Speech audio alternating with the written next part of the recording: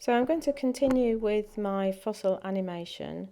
I've already done the first stage, which is where the animal dies and the narrator says something and the shark moves along and then flips over and dies. Now I'm going to do the second part, the second stage of my design, which is where the sediment is going to cover up the dead animal.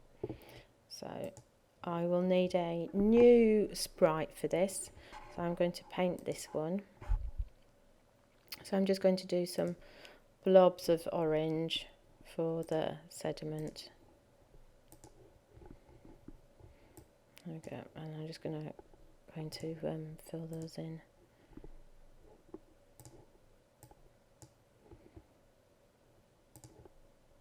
And then I'll just use the stamp tool just to copy those, to make a few more.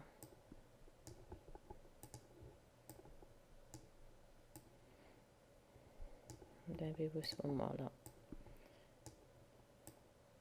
There you go. So there's some sediment that's going to drop over the top of the shark. If I go to the scripts now for the sediment, let's change the name of the sprite to make it much easier to understand and then to debug. Sediment. And when the green flag is clicked, so let's choose that from the events palette. Let's move that across to there. Let's see, so I want it to start here. So I need it to go to that location, and then I want it to glide down to the bottom over the top. That's going to be my glide. But I don't want that to appear until the shark has died. So I need to work out when to start this action. But to begin with, I want it to hide. It needs to wait for a certain length of time, and then I need it to be shown. So we've got this sprite, I think, was for 5 seconds doing something. Then this sprite, it waited for the 5 seconds, and then that's probably 2 seconds worth of work of action. So let's say it's going to wait for 7 seconds. So let's try that. So all the time I'm testing what I've added. So there's a narrator. I need to add more detail. Oh, yep, that's absolutely fine. So I can save that. I'm going to save it as version 2. So then I can see what I've changed.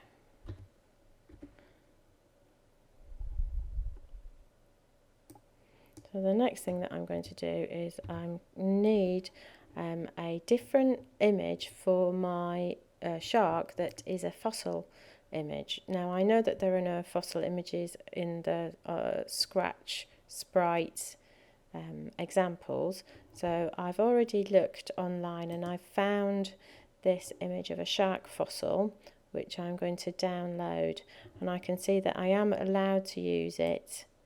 It says down here it's for share, to copy and transmit the work, to adapt the work, but I just have to attribute it to this particular website, and I trust it. It's the Children's Museum of Indianapolis, so it's a trusted site, I think. So I'm just going to download that particular image,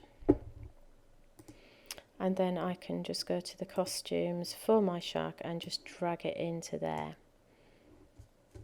And if I change this to be, its name to be fossil, then I can switch to this costume at the right time. So if I look at the scripts for this one, I need to wait until the sediment has dropped. Now this time, rather than using time, I'm going to use a broadcast. So that's what I'm going to use to control the sequence of events. So I'm going to broadcast a message when the sediment has dropped, and I'm going to give it a new name of message, and let's call it sediment dropped.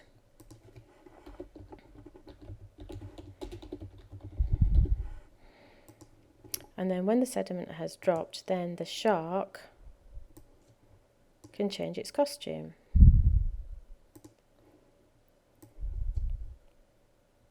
Right, let's see if that works. So there's my narrator. I could add lots more information with the narrator. Yep, there you go. Oh, and I also need the sediment to disappear. So that's at the same time as here, I just want to hide that. Right, let's try that again.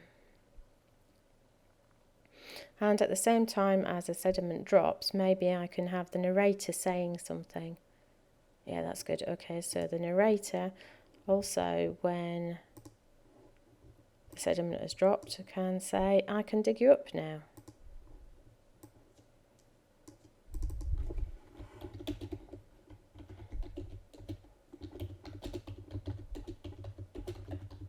Oops, now. So as you can see, you can keep adding to the animation. I need to check back to my design to make sure that I've got all the different bits in. I think I can add some more bits for my narrator, adding some more detail. Let's just check back to my design. So I've got this little bit. I need to add the bit about the narrator talking about it's somewhere wet. I need to add the skeleton becomes a fossil. Looks again. My narrator can say things, but I'm kind of almost there. One thing I just want to make sure that I've done though is that I've put in the attribution. I've attributed this image. So if I see the project page, and I can just put in the attribute where I've attributed it to that particular source. Okay, and then I can share it with everybody on the web. So happy animating.